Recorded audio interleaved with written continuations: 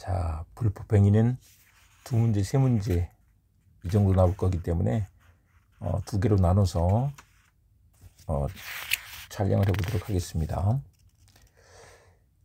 불법행위 보시면 바로 2번, 틀린 것은 5번에 불법행위 경우에는 과실상계 규정이 적용되지 않는다. 우리 채무불이행에서 규정한 손해배상 책임에 관해서 불법행위에서 준용을 해주죠. 그 준용되는 것으로 방범과대가 있다. 방범과대.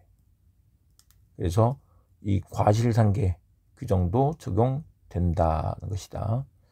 손해배상의 방법, 손해배상의 범위, 과실상계, 손해배상자의 대비 이렇게 되죠.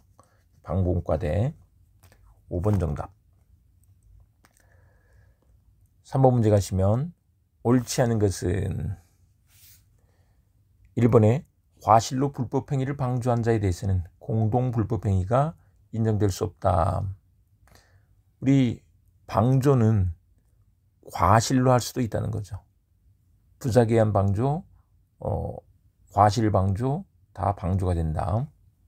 없다. 그래서 틀렸다. 그 다음에 4번 문제로 가시면 옳지 않은 것을 모두 고른 것은 기억번, 자기 의무 있는 자의 부작위한 과실방조는 공동불법행위의 방조가 될 수 없다. 부작위한 방조, 과실방조 다 방조가 되는 거죠. 네. 그래서 기억번 틀렸고, 디귿번, 책임 능력 없는 미성년자의 불법행위로 인해 손해를 입은 자는 그 미성년자의 감독자에게 배상을 청구하기 위해 감독자의 감독 의무 혜택을 증명해야 한다. 손해를 입은 자가 증명할 게 아니죠. 이 증명이 증명 책임이 전환되어 있단 말이에요. 중간적 책임이죠. 나는 잘못이 없어. 이렇게 증명을 했어야 된다. 그래서 손해를 입은 자가 증명할 것이 아니다. 그 다음에 리을번, 파견사업주는 사용자로서의 배상 책임을 부담하지 않는다. 배상 책임 부담하게 하는 게 맞겠죠. 왜냐하면 파견사업주한테 책임을 지우는 게 맞겠잖아요. 그래서 리을번도 틀렸다. 자, 이렇게 해두시고 그 감독 의무자가 증명 책임을 진다. 그래서 중간적 책임이다. 이렇게 된다는 거죠. 그 다음에 5번 문제 가시면 옳지 않은 것은 5번에 피용자와 공동불법행위를 한 제3자가 있는 경우 사용자가 피해자에게 손해 전부를 배상하였다면 사용자는 그 제3자에게 배상액 전부를 구상할 수 있다.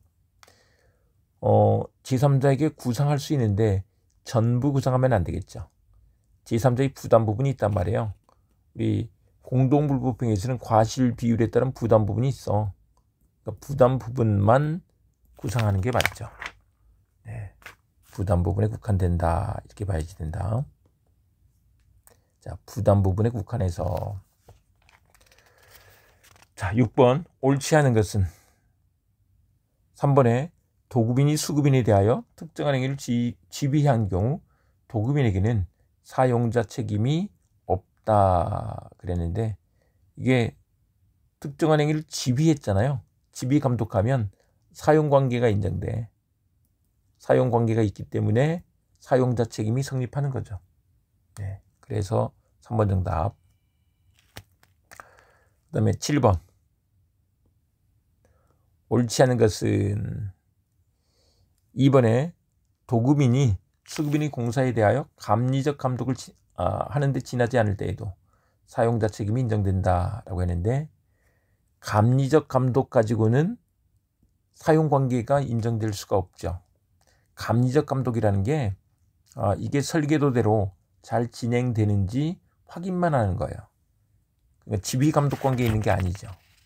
그래서 사용자 책임 인정될 수 없다는 것이다. 그 다음에 8번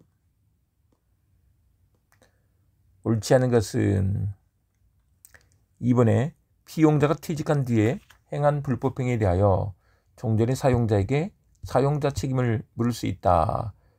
퇴직한 뒤에 물을 수 있는 건 아니지. 지휘 감독 관계를 떠났잖아요. 그래서 2번 정답이다. 그 다음에 9번. 공인노무사 갑에게 고용된 을이 제3자의 부당해고 구제와 관련된 서류를 노동위원회에 제출하러 가던 중 본인의 과실로 교통사고를 일으켜 병에게 중상을 입혔다. 다음 설명 중 옳은 것은 고용된 을이 일을 하다가 이렇게 된 거잖아요. 이랬을 때 5번. 만약 제3자 청과 을의 과실로 교통사고가 발생한 경우 갑과 을의 책임 비율 이상을 병에게 배상하였다면 정해부담 부분 범위 내에서 정에게 구상권 행사할 수 있다. 우리 앞에서 본 거죠. 이게 제3자에게 구상권을 행사할 수 있다는 것입니다. 그 부담 부분 범위에서 5번이 맞는 설명. 그 다음에 10번.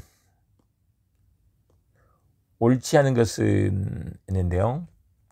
이번에 사용자 책임을 묻기 위해서 피해자는 사용자의 선임 감독성의 과실을 입증해야 한다.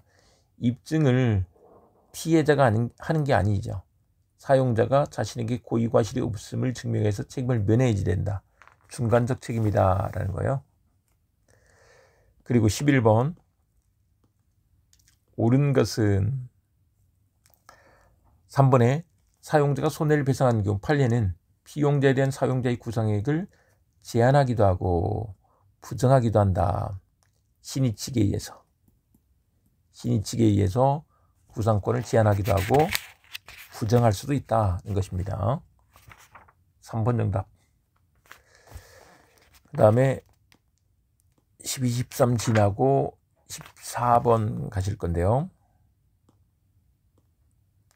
옳지 않은 것은 4번에 공작물에 하자가 있더라도 피해자의 행위가 경합하여 손해가 발생하였다면 공작물 책임은 성립하지 않는다. 공작물 하자가 있으면 공작물 책임은 성립하는 거예요. 피해자의 행위가 경합됐어도 마찬가지로 그런 것이다. 네, 그래서 4번 정답. 자, 여기까지 하시고 공동불법행위는 다음 시간에 또 이어서 해보겠습니다.